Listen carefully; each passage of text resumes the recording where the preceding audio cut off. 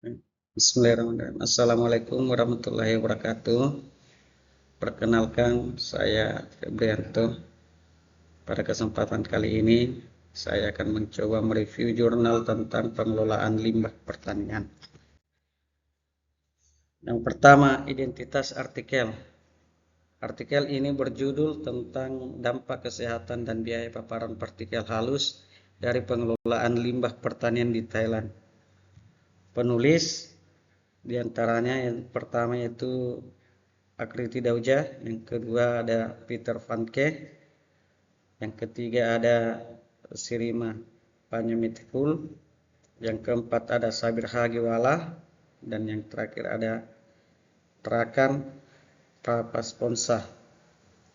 Jurnal ini bersumber dari Journal of Cleaner Production volume 459 tahun 2024. Yang kedua, tujuan penelitian. Adapun tujuan penelitian ini yang dilakukan adalah yang pertama, mengembangkan skenario pengelolaan limbah pertanian di Thailand. Dan tujuan kedua yaitu mengestimasi emisi PM2,5 dari berbagai praktik pengelolaan. Kemudian tujuan ketiga yaitu menilai dampak kesehatan dan biaya kerusakan akibat emisi. Dan tujuan keempat yaitu memberikan rekomendasi praktis bagi kebijakan berkelanjutan. Yang ketiga, metode penelitian. Adapun metode penelitian itu pertama, pendekatan Life Cycle Assessment atau LCA sesuai dengan ISO 14040. Data bersumber dari 77 provinsi di Thailand dengan komoditi padi, tebu, jagung, singkong, dan kelapa sawit.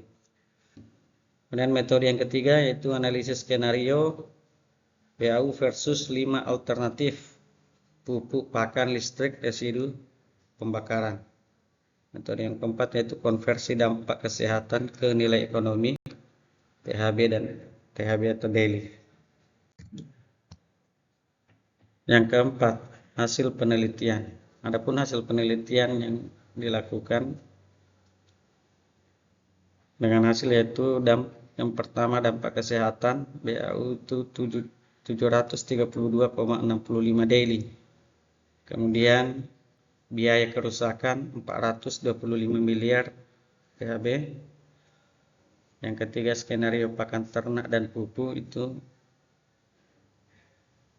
manfaat ekonomi tertinggi.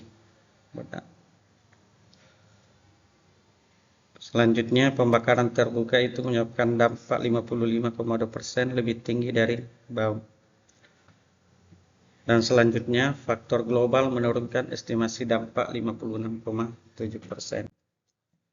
Kelebihan dan kekurangan dari penelitian ini, kelebihannya diantaranya yang pertama yaitu analisis spesial 77 provinsi itu sangat detail.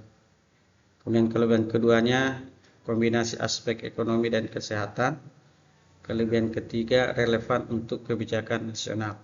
Sedangkan kekurangannya ada 3. Yang pertama itu fokus hanya pada PM2,5.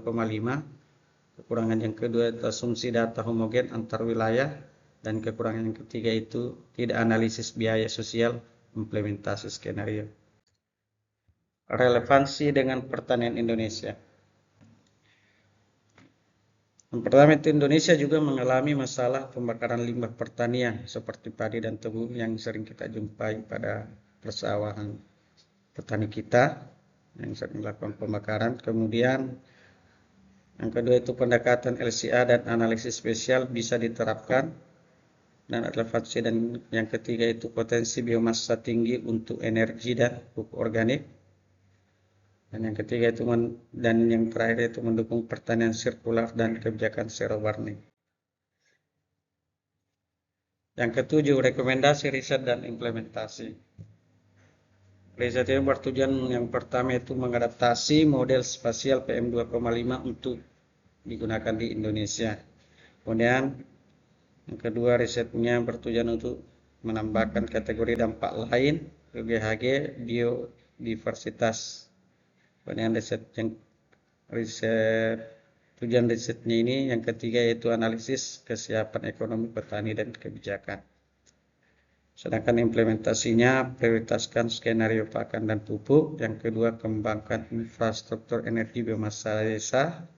Dan yang terakhir yaitu insentif ekonomi bagi petani ramah lingkungan.